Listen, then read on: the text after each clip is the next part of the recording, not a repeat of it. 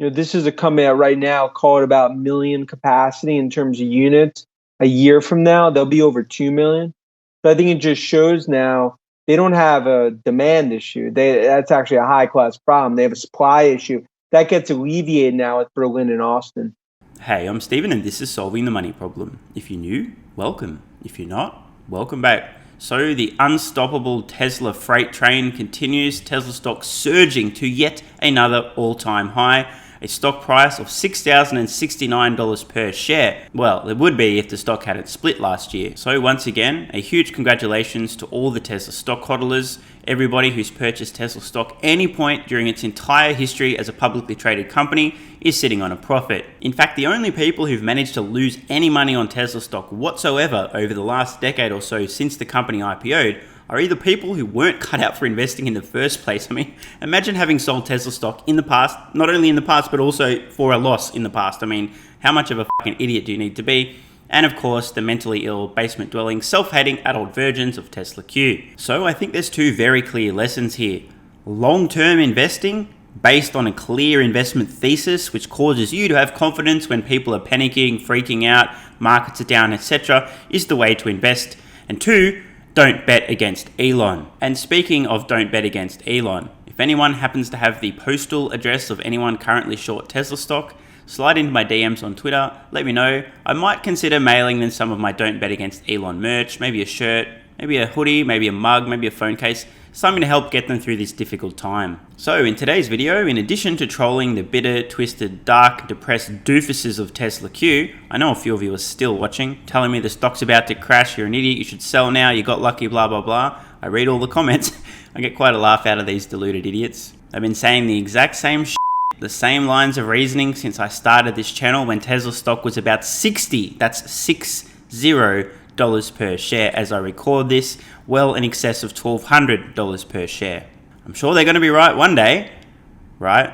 I'll also be discussing Tesla's opening of their supercharger network. This is first a trial, but over the long term, I'll discuss the implications. They're bigger than most people may realize. And I'll also be shamelessly plugging my Patreon page once again, where you can gain exclusive access to my Tesla stock price targets over the next 10 years, my bear case, base case, and bull case. You can join Patreon with the card in the corner or the link in the description. Every time I update my Tesla valuation model, it spits out new price targets, and these are always up to date on my Patreon page. In addition to the price targets, you'll also gain access to almost 100 exclusive Q&A videos and a ton of exclusive videos, plus the exclusive Discord server and more. So let's get into it. If you love crypto, stocks, and free stuff, or just want to help out the channel, check out these great offers. BlockFi are launching the world's first Bitcoin rewards credit card. People in the US can earn 1.5% Bitcoin back on every purchase with no annual fee using the BlockFi Bitcoin rewards credit card. Check out the link in the description. And for a limited time, you can get up to $250 in crypto bonuses when funding a new account on BlockFi, where you can use cryptocurrency to earn interest, borrow cash, and buy or sell crypto. If you want your free crypto, use the link in the description. And if you'd like up to 2 free stocks, check out the link in the description to WeBull. If you open a new account, you'll get 1 free stock valued up to $300 just for opening an account. And if you make an initial deposit of $5 or more, you'll get a second free stock valued up to $2,000. Seriously. Free stocks? Yes, please. And finally, if you're in Australia, the UK, or New Zealand, you can get a free stock with stake, also linked in the description. Thanks so much for your support, guys. Let's get back to it. Are you suffering from range anxiety?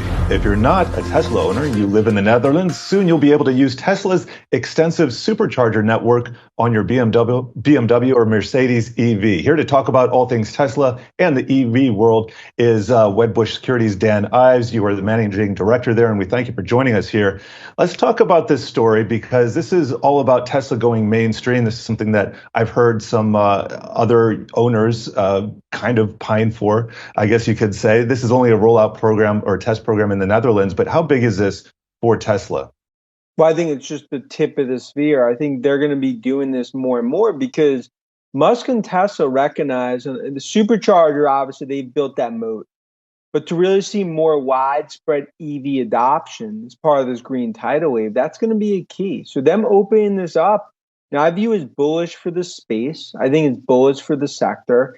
And I think it's something we're going to see more and more over the coming, call it 12 to 18 months globally. I agree, over the coming months and years, we're going to see Tesla continue to expand access to their supercharging network to third-party electric vehicles, no longer exclusively for Tesla owners. Now, I have discussed this in a prior video, but I just want to address the few people, especially the Tesla owners whose panties are already in a twist at the very idea of non-Tesla owners using their supercharging network. Oh my god, the wait times are going to get longer. F this, why would you do this to me, Elon? And I totally understand where you're coming from.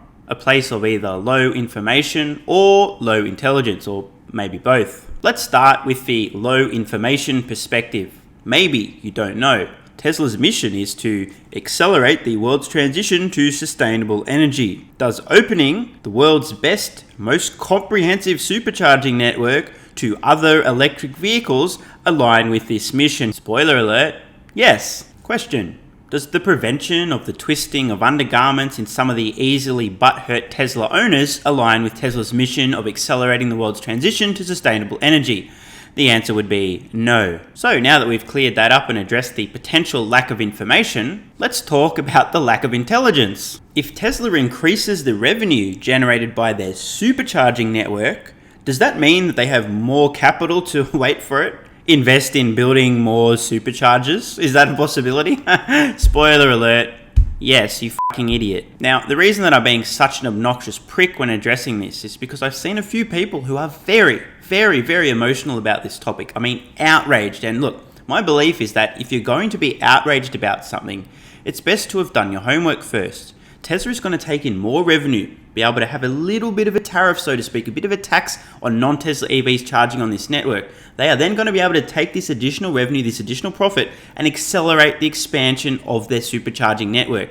This means over the long term, Tesla's going to be able to build even more chargers and have even shorter wait times at superchargers because of the additional revenue from the third-party vehicles using their network. And then of course, there's an additional benefit that accrues to Tesla shareholders. And just out of interest, let me know in the comments below with a yes or no, do you own Tesla stock? I'd love to hear from both the people that do and don't. I know there are some people who watch the channel that don't own Tesla stock, so make sure you let me know below so I can get a bit of a gauge. So the benefit to Tesla shareholders specifically is billions upon billions of dollars of future profit. Now, I've run these numbers in detail. The long story short, over time, if Tesla has an open supercharging network and even a tiny percent of all the electric vehicles on Earth are charging at Tesla's supercharging networks when they're not charging at home, this means billions of dollars of profits for Tesla and tens of billions of dollars of revenue for Tesla. As a percent of Tesla's overall business, supercharging revenue and supercharging profits are going to be a tiny, almost insignificant speck. But if for any other business, this would be an enormous windfall. There is one additional bonus as well, and that is further strengthening one of Tesla's many moats. Imagine being a competing electric vehicle company. Why on earth would you even consider attempting to build out your own charging network when Tesla already has the world's best, most comprehensive and fastest growing charging network, period? It's a waste of time and, more importantly, a waste of resources. And now, alternatively, imagine that you happen to be one of the companies that's building out a third-party, open access charging network, attempting to compete with Tesla's own supercharging network. You're not making electric vehicles, you're focused just on charging infrastructure. Again, I ask the question, do you really want to even be attempting to compete with the best charging network on Earth, backed by a company with more resources than you, better engineers, better economies of scale, blah, blah, blah, blah, blah? I personally would suggest no, you don't. And one final thing to mention as well. Guess how you access Tesla's supercharging network as a non-Tesla vehicle owner? You download the Tesla app. What happens when Tesla can now broadcast messages, deals, and information to users who don't currently own a Tesla about Tesla? Not only their vehicles, but their solar, their home batteries, and other products as well. Let me give you guys a bit of an example, an analogy that might drive the importance of this point home. Just imagine for some reason that your wonderful girlfriend decides to move into my spare bedroom. This is the equivalent of a customer having to download the Tesla app to use their charging network. Now Tesla has open access. I'm sure there's a joke about plugs here, but we're not going to go there. The point is, your girlfriend now is in my orbit. I have access. I can broadcast messages to her. Maybe at some point in the future, she can do some comparisons in her mind. Or hang on a minute. This is what I'm getting over here. This is what I could have over here. Is this the best deal I could get? Is this the best value? Maybe not. Of course, I know that this would never happen because your girlfriend doesn't exist. But if she did, it'd be something that you might be a little bit concerned about. I'm just kidding, you got nothing to worry about. You are an absolute stud. Plus, I have a mullet. By the way, guys, just a really quick aside here. I like to make these jokes from time to time. I have to be honest, the reason that I do it is because I've discovered that there's a few extremely insecure men watching these videos, and every time I make a joke about a girlfriend, they get extremely triggered, like ultra butthurt, and just absolutely lose their mind. I just can't help myself. Every single time, like clockwork, I get the same reaction out of these guys. If I wasn't, I wouldn't be making these dumb jokes over and over, but man, I can't help but poke the bear. And we were just talking over the break. This is an issue that arose a couple weeks ago, but with Tesla stock soaring high like this, and as you said, on a split adjusted basis, it would have topped 5,000. I think that even bested Kathy Wood's target from years ago. A lot of times, any positive news comes out from Tesla, like the Hertz deal, where they're going to buy 100,000 cars.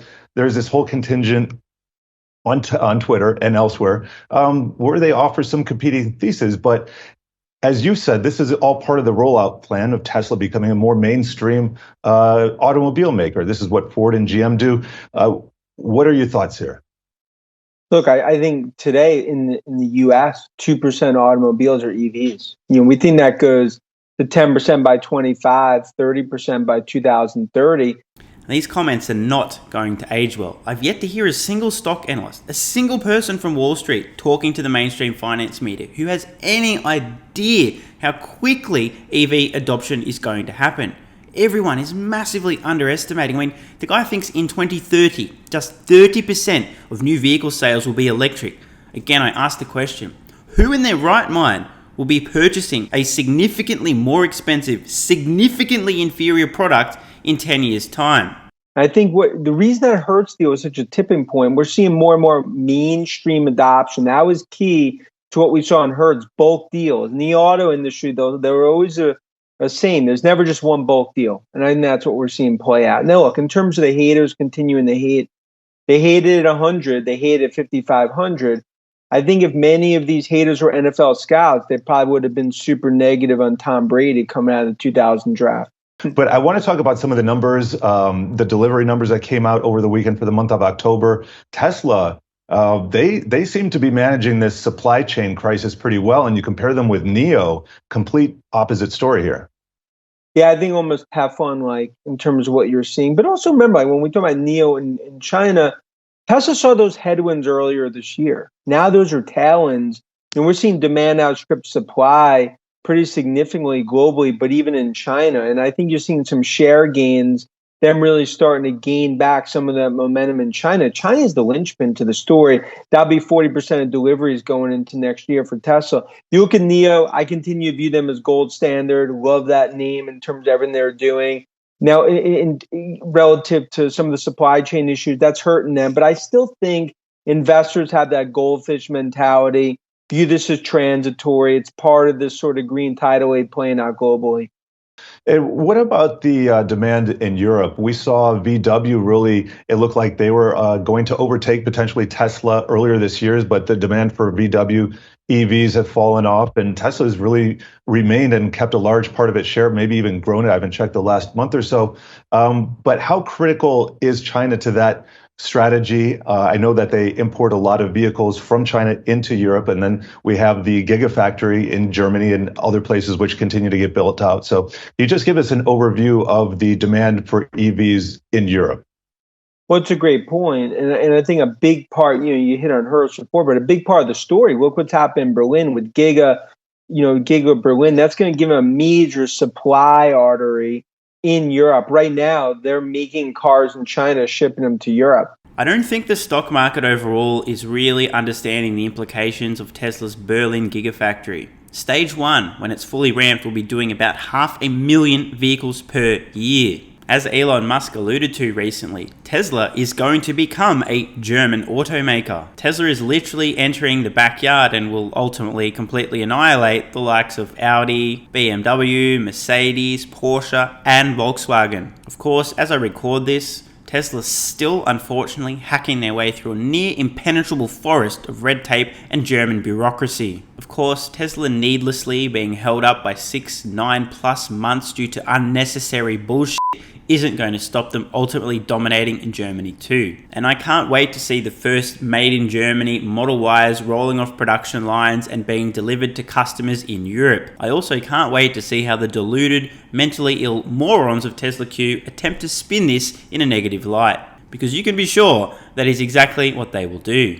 So that's something where in Europe, that's, in our opinion, going to be a big growth driver going into the next few years. Giga Berlin is going to be key. And then, of course, what's happening in Austin as well.